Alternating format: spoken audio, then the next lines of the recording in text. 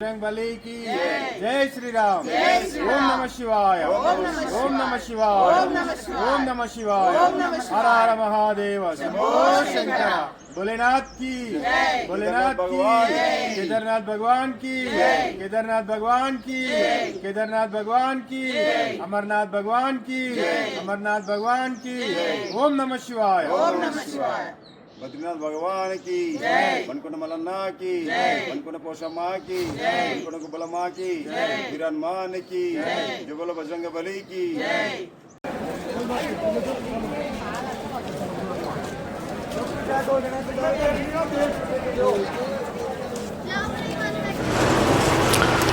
చూస్తున్నాం కదండి, మేము ఇప్పుడు గౌరీకొండకి బయలుదేరినాము. సోన్మార్గ్ వెళ్ళి సోన్మార్గ్ నుంచి గౌరీకొండకి వచ్చిన క్యాబ్ ఉంటుంది, ఆ క్యాబ్ వెళ్ళాలి. చూసారు కదండి, మా వాళ్ళు ఎంతో ఉత్సాహంగా స్వామిని నమస్కారం చేసుకుంటూ మేము చక్కగా స్వామిని నామస్మరణ చేస్తూ మా టీం అంతా ముందుకు కదిలింది. ఇది గౌరీకొండకి వెళ్ళే దారి అండి. ఈ బ్రిడ్జ్ దాటి అవతల వైపు వెళ్తే జీపులు ఉంటాయి, సుమోలు. మా టీం అంతా చక్కగా బయలుదేరినామండి. ఖచ్చితంగా ఈ యాత్రలో రెయిన్ కోట్ ఖచ్చితంగా అవసరం అండి. మధ్యలో వర్షం పడవచ్చు, వాతావరణం ఎలా మారుతుందో తెలియదు. చూడండి, మా వాళ్ళందరూ జీప్లో పర్సనల్గా మాట్లాడుకున్నాము గౌరీకొండ వారికి. ఆ మధ్యలో కొద్దిగా టీ బ్రేక్ తీసుకున్నాము.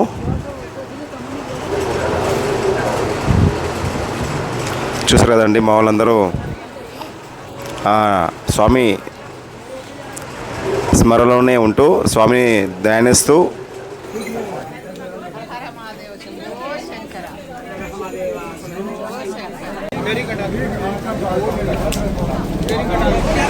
₹3,500 గుర్రానికి. మా 10 మందికి గుర్రాలు తీసుకొని మేము బయలుదేరడం జరిగింది.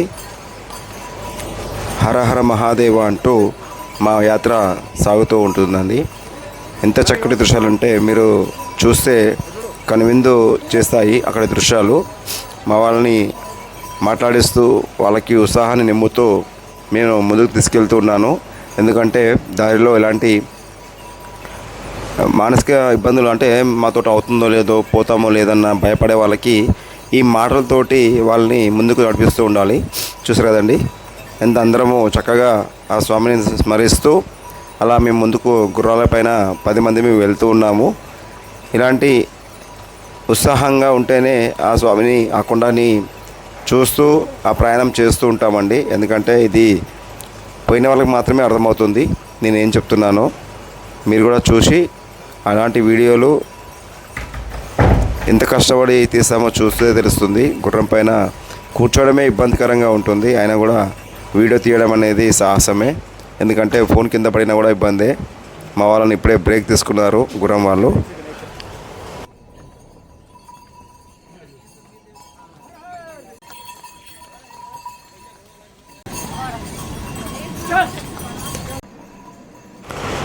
మంచు పడి అంతా ముందుకు ధారలాగా పాడుతుందండి.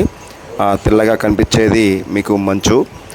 చాలామంది భక్తులు ట్రెక్కింగ్ అంటే నడుచుకుంటూ వెళ్ళే వాళ్ళందరూ అక్కడికి వెళ్ళి ఫోటోలు దిగుతున్నారండి. మేమందరము ఇక్కడ కొద్దిగా ఆగినాము. దాని తర్వాత మళ్ళీ మేము ముందుకు మా ప్రయాణం కొనసాగిస్తాము. చాలామంది ఆ ఐస్ పైకి వెళ్ళి ఫోటోలు తీసుకొని వస్తున్నారండి. కానీ జాగ్రత్తగా ఉండాలి, అది జారుతూ ఉంటుంది. జారినప్పుడు రాళ్ళపైన కానీ ఏదైనా పడి దెబ్బలు తగిలే అవకాశం ఖచ్చితంగా ఉంటుంది. కాబట్టి జాగ్రత్తగా అక్కడికి వెళ్ళి ఫొటోస్ తీసుకోవాల్సి ఉంటుంది. ఎవరైనా వెళ్ళే వాళ్ళు మాత్రము ఖచ్చితంగా జాగ్రత్త వహించండి.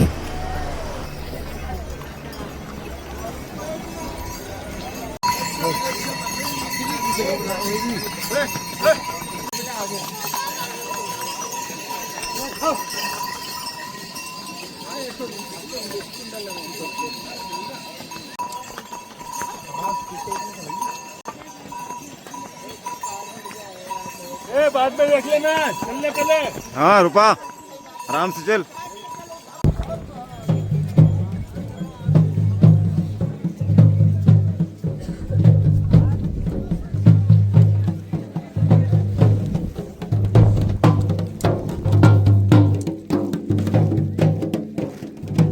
వర్షం పడింది పైకి వచ్చిన తర్వాత పూర్తిగా ఇక్కడ నుంచి 1 కిలోమీటర్ ఇంకా మేము నడవాల్సి వస్తుంది. అక్కడికి వెళ్ళి దేవాలయంలో పూజారి గారు మనకు కొంచెం పరిచయము, వాళ్ళతో కూడా దర్శనం చేసుకుని ఇప్పుడు రమ్మంటాడా రేపు పొద్దున రమ్మంటాడో తెలియదు. మధ్యరాత్రి పోతే స్పర్శ దర్శనం అవుతుందని చెప్పారండి. దాని ప్రకారం మనము మధ్యరాత్రి పోయే ప్రయత్నం చేద్దాము. ఇప్పుడు కూడా తను ఎంత బిజీ ఉన్నాడో తెలియదు.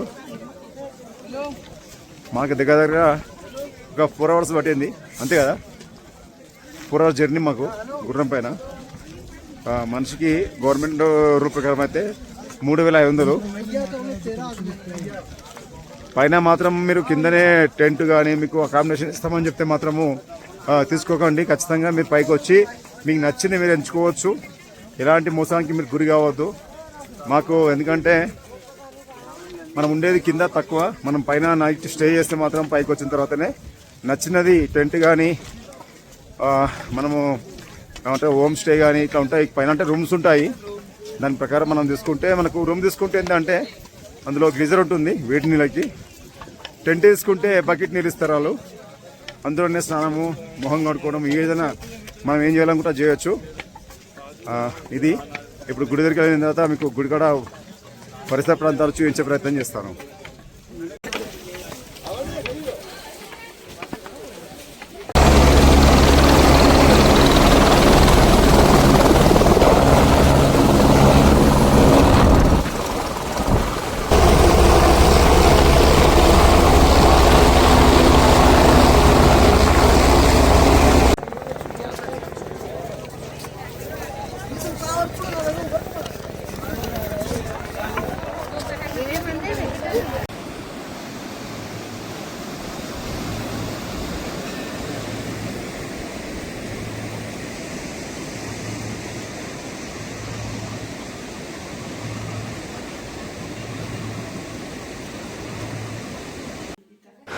చూస్తున్నారు కదండి, ఆ పీఠం పైన కూర్చున్న అతను కేదార్నాథ్ దేవాలయం ప్రథమ పూజారి.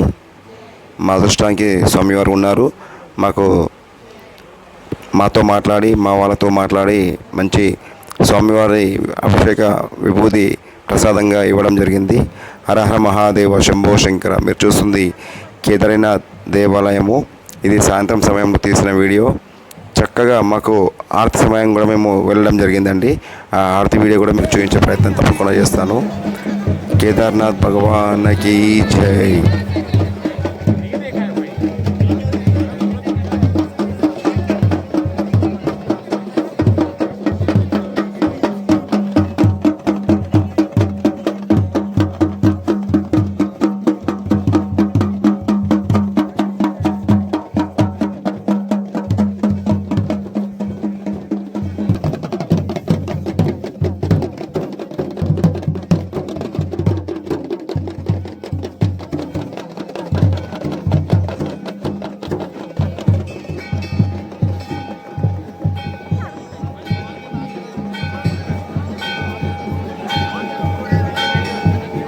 मैं थोड़ा साइड हो जाता है, साइड ज़्यादा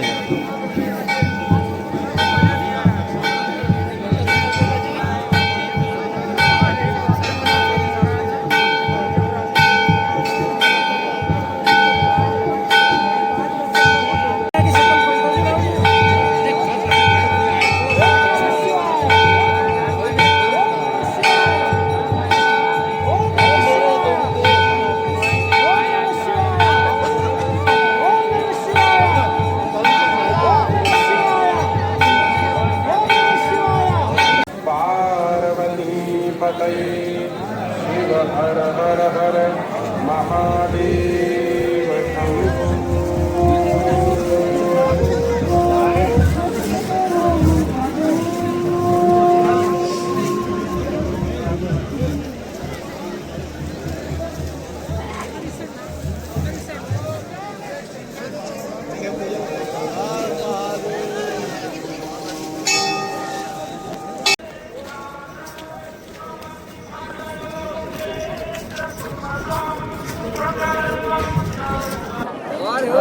కొంతమంది కళ ఈ కేదార్నాథ్ భగవాన్ దర్శనం చేసుకుందామని చాలామంది కలగంటారండి. అందులో మా అదృష్టము, నాది ఇది రెండోసారి యాత్ర. ఇంతకుముందు 10 మందితో వచ్చాను, ఇప్పుడు 10 మందితో టీంతో వచ్చాను. అంగరంగ వైభవంగా స్వామివారి అభిషేకము చాలా అద్భుతంగా చేసుకున్నాము. విఐపి దర్శనమైంది. మాకు ఈ మెయిన్ టెంపుల్ పూజారి మాకు బాగా పరిచయం ఉండే, తనతోటి మనము ఈ దర్శనం చేసుకోవడం జరిగింది. ఏదేమైనా ఈ కేదార్నాథ్ భగవంతుని దేవాలయము చాలా అద్భుతము. ఇది పాండవులు నిర్మించినట్టు ఈ స్థల పురాణము. ఇంకో విషయం ఏంటంటే కేదార్నాథ్ భగవంతుడు మనకు జీవితంలో ఒకసారి దర్శించుకోవాలని చాలామంది కలగంటారండి. అందులో మాది 2 సార్లు దర్శనమైంది కాబట్టి మాది చాలా అదృష్టవంతం కోరుకుంటాము. ఈ గుడి గురించి చెప్పాలంటే పాండవులు శివుని దర్శించుకుందామని బయలుదేరతారండి. ఆ సమయంలో శివుడు ఎక్కడ దర్శనం కాకపోవడంతో ఈ పాండవులు కనబడొద్దని చెప్పి తప్పించుకుంటూ తిరుగుతూ ఉంటాడు. ధర్మరాజు ధర్మరాజు ఒక ఎద్దు రూపంలో ఆ ఎద్దుకు పైన ఉంటుంది గోపురము, ఆ గోపురం రూపంలో శివుడు కనబడతాడు. అయితే ఆ పాండవులు ఆ భీముడు అందరూ కలిసి ఆ ఎద్దుని ఇట్లా పట్టడంతో నంది మొత్తం మునిగిపోతుంది, ఒక గోపురం మాత్రం తేలుతుంది. ఆ గోపురం తేలిన స్థలమే ఈ కేదార్నాథ్ దేవాలయము. తల వచ్చి పశుపతినాథ్లో నేపాల్లో ఉంటుంది. ఈ 2 శివలింగాలను దర్శించుకుంటేనే ఒక జ్యోతిలింగం దర్శించుకున్నట్టు. కాబట్టి ఈ స్థలపురానికి వచ్చిన వాళ్ళు ఖచ్చితంగా రండి, ఈ స్వామిని దర్శించుకోండి. చాలా అద్భుతమైన దేవాలయము, చాలా మహిమగల దేవాలయము. మన సనాతన ధర్మంలో ఇది పాండవులు నిర్మించినట్టుగా స్థల పురాణం అండి. ఈ అద్భుతమైన దేవాలయము, ఇలాంటి కట్టడము మన ఇటే చూస్తాము. మన సౌత్కి వచ్చేసరికి సౌత్లో టెంపుల్స్ అన్నీ వేరేగా ఉంటాయి. నార్త్లో మాత్రము మంచి వాతావరణంలో హిమాలయాలు చూస్తున్నారు కదా, పైన కొండ మీద ఆ కొండలన్నీ మీరు చూస్తున్నారు కదా, మొత్తం మంచుతో కొప్పబడి ఉంటాయి. ఇంకోటి అంటే 2013లో భారీ వరదలు వచ్చాయండి. ఆ వరదలు వచ్చినప్పుడు అద్భుతమైన దృశ్యం ఏంటంటే ఆ రాయి మధ్యలో కొట్టుకుంటూ వచ్చి ఆ రాయి ఇంకలా నిలబడిందండి. దేవాలయానికి మధ్య నిలబడంతో నీళ్ళు ఇలా సైడ్కి వెళ్ళిపోయినాయి. ఆ సైడ్కి వెళ్ళిపోవడంతో దేవాలయము సురక్షితంగా చెక్కు చెదరకుండా ఆ స్వామి మహిమ అంటే స్వామి ఆ శిల్పంలో వచ్చి అడ్డుగా నిల్చున్నాడని చెప్పి ఇక్కడ చాలామంది భక్తులు నమ్ముతూ ఉంటారండి. మీకు అది కూడా ఆ భీమశిల అంటారు దాన్ని, ఆ భీమశిల మీకు చూపిస్తాను. ఇంకొక విషయం ఏంటంటే ఈ దేవాలయం వెనుక వైపు జగద్గురు ఆదిశంకరాచార్య సత్యధర్మం వదిలేసిన స్థలం ఉందండి. ఆ స్థలం కూడా మీకు చూపిస్తాను. అదేవిధంగా 2013లో మోడీ గారు వచ్చారు ఇక్కడికి. వచ్చినప్పుడు ఆ కొండపైన మనకు ఒక గుహ కూర్చొని తపస్సు చేశారండి. చాలా అద్భుతమైన దేవాలయము, చాలా మంచి వాతావరణంలో. ఇక్కడ వాతావరణం ఎలా ఉంటుందంటే అప్పుడే ఎండ వస్తుంది, అప్పుడే వాన వస్తుంది, అప్పుడే ఒక్కోసారి స్నోఫాల్ కూడా అవుతుందండి. చాలా రాత్రి మేము -3లో ఉన్నామండి, నమ్మండి. -3లో ఉన్నాం మేము రాత్రి. చలి అంటే చలి, మా స్వెటర్లు మా షాల్వాలు ఏవీ సరిపోలేదు. అయినా ఆ లైన్లో ఆ మధ్యరాత్రి బ్రహ్మముహూర్తంలో మా దర్శనం చక్కగా జరిగింది మా 10 మందికి. ఇదే మేము ఎప్పుడూ అనుకున్నాము ఎలా అవుతుందని భయపడ్డాము. కానీ మాకు మంచి దర్శనమైంది, ఆ స్వామివారు కలిగించారు. ఆ స్వామికి నమస్కరిస్తూ మీరు కూడా ఇలాంటి వీడియోలు ఇంకా చూస్తూ ఉండాలి. ఎన్నో జన్మల పుణ్యఫలం అండి. చూస్తున్నారు కదండి కేదార్నాథ్ భగవాన్ దేవాలయము. మంచి కొండల మధ్యలో చక్కటి స్వామివారి దేవాలయము. మాకు చాలా అద్భుతంగా దర్శనం జరిగింది. అభిషేకము ఇది 2500 రూపాయలు టికెట్. వచ్చేవాళ్ళు మాత్రం తీసుకుని రండి. ఎందుకంటే చాలామంది మామూలుగా దర్శనం చేసుకుని వెళ్తుంటారు, కానీ ఒకసారి అభిషేకం కూడా చేసుకుంటే చాలా అద్భుతంగా ఉంటుంది. ఇంతకుముందు మేము అలాగనే దర్శనం చేసుకుని వెళ్ళిపోయినాము. ఇప్పుడు అభిషేకం చేసుకున్నామని రాత్రి 1 గంటకి నిలబడి దర్శించుకొని స్వామివారికి అభిషేకం చేయడం జరిగింది. మా పూర్వజన్మ సుకృతము. ఎందుకంటే కేదార్నాథ్లో దర్శనమే చాలా గొప్ప అంటారు. అందులో మాకు స్పర్శ దర్శనము, అభిషేకము మా చేతుల మీదుగా పూజారి గారు చేయించడం జరిగింది.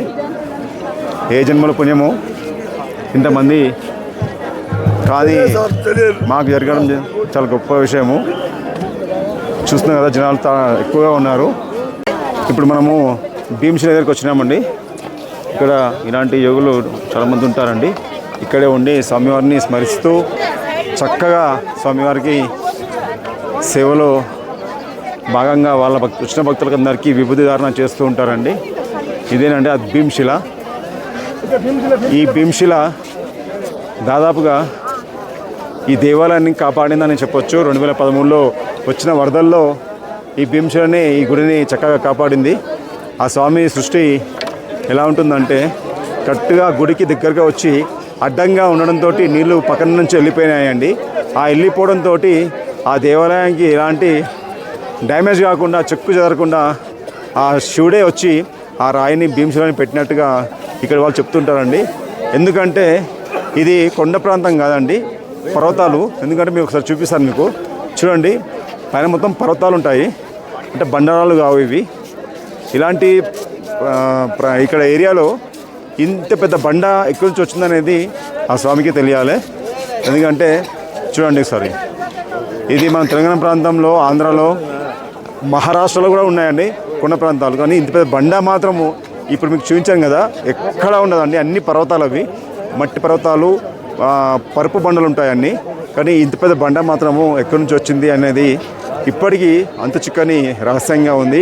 ఆ సాక్షాత్తు ఆ శివుడే ఇక్కడ ఆ బండని పంపించి ఆ గుడిని కాపాడినట్టుగా ఇక్కడ వాళ్ళు చాలా నమ్మి వచ్చిన భక్తులకు అందరూ చెప్తూ ఉంటారండి. ఇంకోటి విషయం ఏంటంటే, మనము 2013లో వచ్చిన వరదల తర్వాత మళ్ళా మీకు కనబడుతుంది కదా, ఇదేనండి ఆ కనబడేది మీకు కాలువ. ఆ వాగు నుంచి, అంటే పైన హిమాలయం, అంటే అక్కడ మొత్తం మంచు కరిగి ఆ వాగులో నుంచి వచ్చి ఈ దేవాలయం చుట్టూ కొన్ని వేల మంది ఉండగా, వందల మంది ఉండగా ఇక్కడ వరదలు చాలా మంది కొట్టుకుని పోయినారు. అప్పుడు కొంతమంది ఈ గుళ్ళో ఉండి కొంతమంది వాళ్ళ ప్రాణాలను కాపాడుకున్నారు. ఆ ప్రాణాలను కాపాడడం కారణం మాత్రము ఈ భీమశిల అండి. ఈ దేవాలయానికి రైట్ సైడు మనకు ఒక గుట్ట కనబడుతుంది, మీకు చూపిస్తాను. అక్కడ చిన్నగా మీకు రాళ్ళగొడతోటి ఒక రూమ్ కనబడుతుంది, స్తంభం ఉండి. కనబడింది అనుకుంటున్నాను.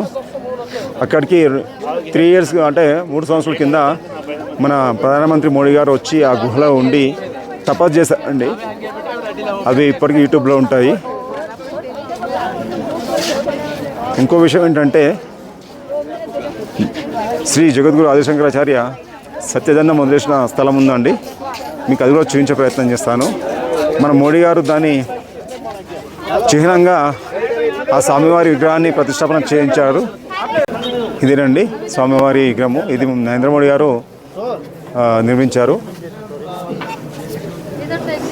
జగద్గురు ఆదిశంకరాచార్య భగవాన్కి జై. జగద్గురు ఆదిశంకరాచార్య సత్యదండం ఇక్కడే వదిలినట్టుగా స్థల ప్రారంభం ఉందండి. కాబట్టి ఇక్కడ ఆ స్వామివారి గుర్తుగా ఆ స్వామివారి రూపాన్ని చెక్కించి పెట్టడం జరిగింది మన మోడీ గారు. వారికి మన సనాతన ధర్మం తరపున ధన్యవాదాలు తెలుపుతున్నాను. ఇక్కడ కూడా శ్రీశైలం లాగా, తిరుపతి లాగా కొండపైకి ఎక్కుతుంటే ఇలాగే రాళ్ళబెట్టి వాళ్ళ కోరికలు నెరవేరాలని మనసారా కోరుకుంటారండి. అసలు చాలా రాళ్ళతోటి ఇలా చేశారు. ఇటుపక్క కూడా చూడండి, పూర్తిగా మన సైడు ఏమంటారు అంటే, ఇలా పెడితే మనం ఇల్లు కడతామంటారు. అది ఇంతవరకు నిజం అనేది మీరు చెప్పాలి. మన పెద్ద మనుషులు కూడా చెప్తుంటారు, అట్లా రాళ్ళ మీద రాయి పేరిస్తే వచ్చేసరికి నువ్వు ఇల్లు కడతావురా, స్వామి అనుగ్రహం నీకు దొరుకుతుంది అంటారు. చూడండి, ఇగో తనివి తిరగట్లేదండి. ఎంతసేపు చూసినా ఈ వాతావరణము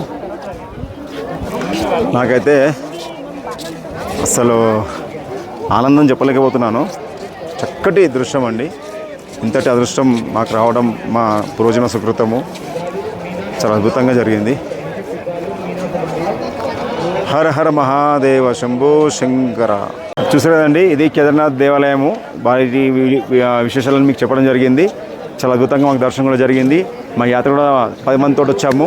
ఆ 10 మంది కూడా మేము విజయవంతంగా స్వామివారికి అభిషేకం చేసి, ఆ స్వామివారి బ్రహ్మముహూర్తంలో స్వామివారికి అభిషేకం చేసి దర్శించుకున్నామండి.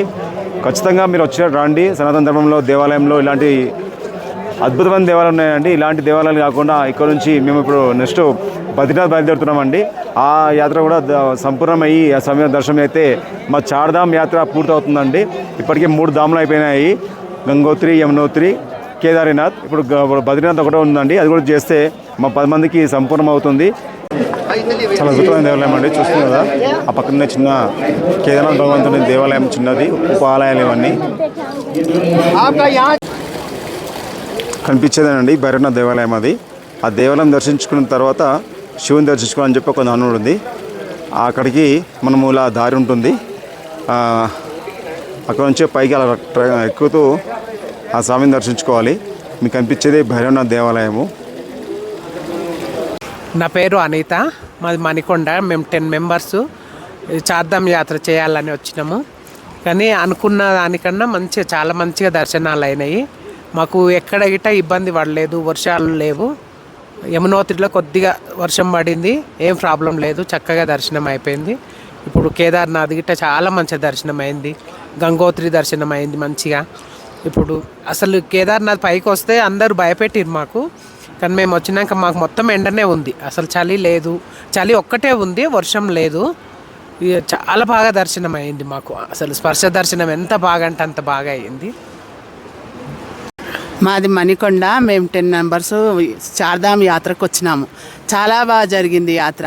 మాకు అక్కడ ఉన్నప్పుడు మేము టికెట్ బుక్ చేసుకుంటే మాకు ఏమేమో చెప్పారు, కానీ మేము ఇక్కడ వచ్చినాక చాలా బాగా జరుగుతుంది. ఇవన్నీ గంగోత్రి, యమునోత్రి, ఇక్కడ మేము నిన్న వచ్చినాము. ఇక్కడ మధ్యరాత్రి లైన్లో నిలబడి చాలా బాగా బొమ్మ ముహూర్తంలో అభిషేకం చేసుకున్నాము. చాలా బాగా జరిగింది అభిషేకం కూడా. మాకు పంచభూతాల అనుగ్రహం ఉంది కాబట్టి, పంచభూతాల అనుగ్రహం లేకపోతే మనం ఇంత దూరం రాలేము, మనం ఏమి చేయలేము. కానీ మాకు బాగా జరిగింది, పంచభూతాల అనుగ్రహం ఉంది మాకు. ఇక్కడ ఎండ బాగా ఉంది, వర్షాలు లేవు, ఏమీ లేవు. చాలా భయపట్టించారు, కానీ ఇక్కడ చాలా బాగా జరిగింది. వచ్చే వాళ్ళు కూడా ఏమి భయపట్టొద్దు, స్వామి మీద భారం వేసుకొని మనం రావాలి. అన్నీ బాగా జరుగుతాయి. ఏ దానికైనా మనకు ముందు అడిగేయాలి, కానీ వెనుక అడిగేయొద్దు, భయపట్టొద్దు. స్వామి దర్శనం బాగా జరుగుతుంది. వచ్చే వాళ్ళు కూడా ఏమీ భయపడొద్దు, మంచిగా రండి, చక్కగా దర్శనాలు చేసుకొని వెళ్ళండి. నా పేరు కళావతి, నాది మణికొండ. నేను వస్తా అని నా జీవితంలో నేను అనుకోలేను.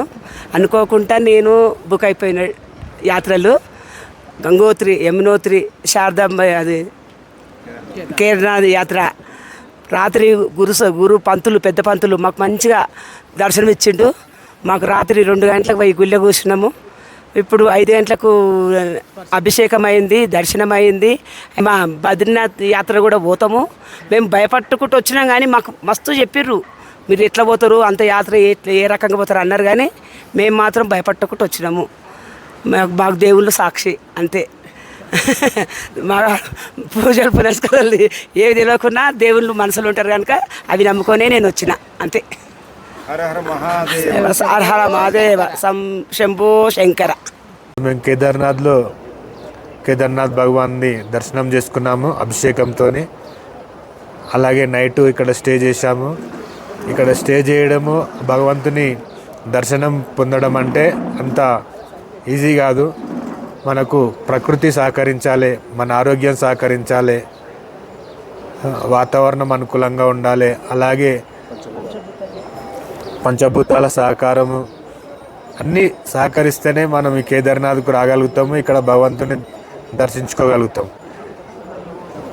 మాకు నైటు అభిషేకం టోకెన్ బుక్ చేసుకొని మధ్యరాత్రి 2:30 గంటలకి లైన్లోకి వెళ్తే సుమారుగా 6 గంటల వరకు అభిషేకం అయి మా దర్శనం కంప్లీట్ అయ్యి మేము బయటికి వచ్చాము.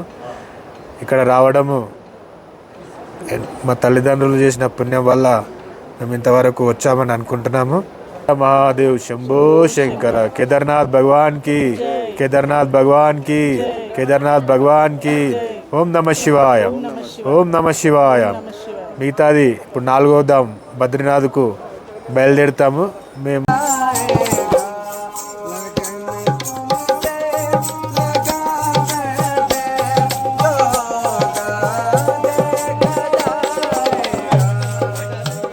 నెక్స్ట్ బద్రీనాథ్ బయలుదేరుతున్నామండి. ఆ యాత్ర కూడా సంపూర్ణమయ్యి ఆ సమయ దర్శనం అయితే మా చార్ధామ్ యాత్ర పూర్తవుతుందండి. ఇప్పటికే 3 ధాములు అయిపోయినాయి, గంగోత్రి, యమునోత్రి, కేదార్నాథ్. ఇప్పుడు బద్రీనాథ్ ఒకటే ఉందండి, అది కూడా చేస్తే మా 10 మందికి సంపూర్ణం అవుతుంది. ఇదేనండి ఈ యాత్రని లైక్ చేయండి, షేర్ చేయండి, సబ్స్క్రైబ్ చేయండి. అందరికీ నమస్కారం.